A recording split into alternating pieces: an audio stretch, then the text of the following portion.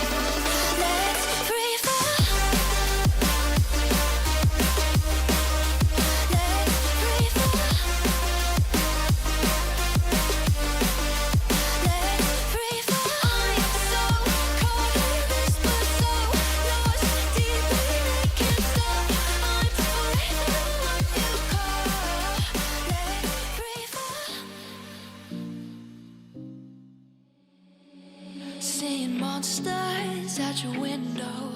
No, you can't sleep, you pretend though. You don't have to play the hero. 'Cause I got you like you got me. When the earth shakes, when the bombs scream. Until our last breath, every heartbeat.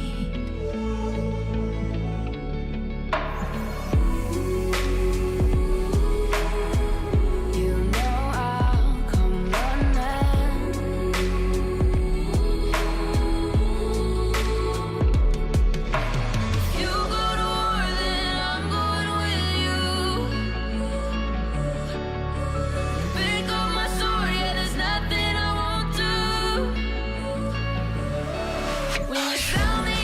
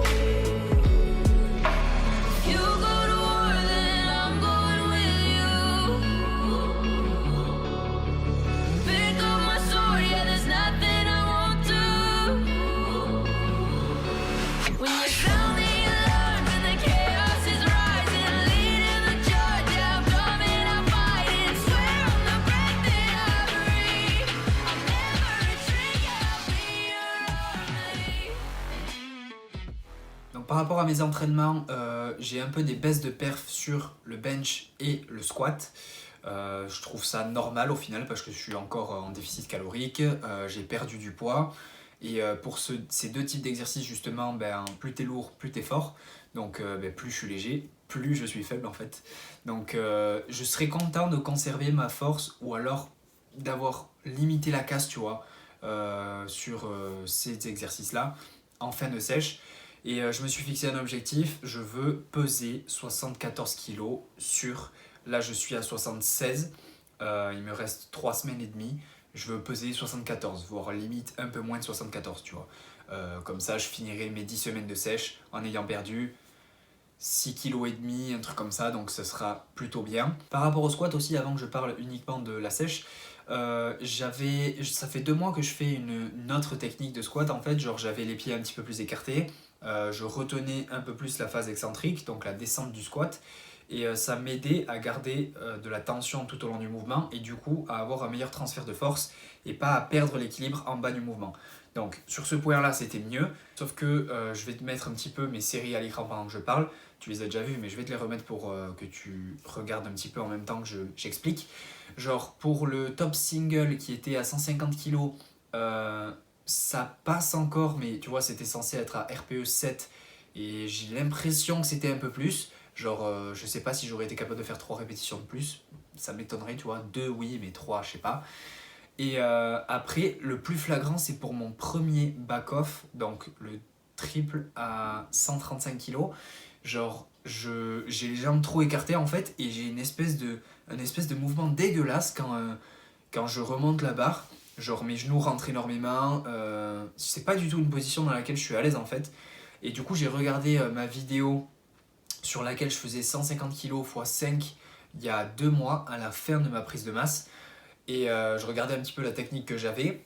Et en fait j'avais les pieds qui étaient beaucoup plus resserrés. Donc je descendais plus vite en bas du mouvement. Et du coup ça me faisait perdre un petit peu de tension et d'efficacité en fait dans mon mouvement. Donc ce que j'ai fait pour les séries d'après, donc pour la série à 125 kg et pour les dernières séries à 117,5, c'est que j'ai repris ma stance d'avant, donc l'écartement des pieds un peu plus serré. Je suis beaucoup plus à l'aise comme ça, c'est abusé. Et par contre j'ai conservé le fait de garder de la tension dans la phase excentrique, ce qui fait que j'ai moins de perte de position et je suis capable de mieux produire de la force en fait. Donc j'ai l'impression, on va voir si ça se traduira pour les autres semaines, par un meilleur squat, mais j'ai l'impression d'avoir trouvé la bonne recette, genre les mains un peu plus écartées que ce que j'avais avant, là j'ai zéro douleur au cou en faisant ça, j'ai la barre qui est un peu plus symétrique d'ailleurs, la stance un peu plus serrée, donc comme j'avais avant, et garder un petit peu de tension sur la phase excentrique et relâcher un petit peu sur la ferme sans complètement me faire écraser par la barre, tu vois, mais juste relâcher ce qu'il faut à la ferme pour profiter de ce petit rebond qui me fait réussir mon squat de la meilleure façon qui soit en fait. Donc je pense avoir trouvé la recette. C'est toujours très facile de le faire sur des barres qui sont à 70% de ton 1RM. Donc on verra si ça se traduira sur des barres lourdes. Mais en tout cas, je pense que je vais me forcer à garder cette technique-là et à vraiment travailler sur ça. Parce que si je commence à faire une fois cette technique, une fois l'autre, ça va pas le faire du tout. Et je vais faire juste n'importe quoi à chaque fois. Donc en ayant analysé les bons côtés et mauvais côtés d'avant et maintenant, j'ai essayé de mixer un peu les deux et je vais voir comment ça se passera tout simplement pour les séances d'après. Voilà, donc ça c'était pour la partie entraînement et pour la partie sèche du coup, je pense savoir pourquoi je n'ai pas perdu tant de poids que ça la semaine dernière. La semaine dernière c'était une semaine de vacances, c'était la 6e semaine de sèche et les 5 premières semaines de sèche j'étais au travail. Je travaillais et en même temps je m'entraînais le soir. En fait, je suis sûr même que je sous-estimais ma dépense pendant mes jours de travail et je surestimais ma dépense pendant mes jours de repos où je travaillais pas, tu vois. Parce que pour te donner un petit peu ma répartition en calories pendant les 5 premières semaines, c'était 3000 calories du lundi au vendredi, je travaillais et je m'entraînais le soir, sauf le mercredi, 2500 calories le samedi alors que je m'entraînais juste et 2000 calories le dimanche alors que je foutais rien, vraiment, genre niveau activité c'était 100 pas dans la journée, tu vois, que dalle. En gros avec cette répartition là pour les 5 premières semaines, ça me faisait un total de 19 500 cales et la semaine dernière je crois que j'étais autour des 17 000 cales, quelque chose du genre. En gros ça fait 2500 cales de moins du coup, mais mes journées de travail en fait elles m'ont fait dépenser beaucoup plus que 2500 calories, tu vois, genre c'est sûr qu'en 5 jours je dépense plus que 2500 calories, sachant que c'est 7 heures de travail par jour, tu vois. Donc en gros, je sous-estimais la dépense que je faisais au travail et je m'en suis rendu compte parce qu'aujourd'hui j'ai travaillé, on est mercredi et j'ai pas travaillé lundi, mardi. Et je me suis dit en travaillant, je me suis dit ah ouais mais je me dépense beaucoup plus que les autres jours. Mais c'est pas juste 500 cales de plus, non, c'est peut-être 1000, tu vois. Donc je sais pas si c'est quelque chose que je fais, il y a que moi qui le fais, mais bon, ça m'étonnerait quand même.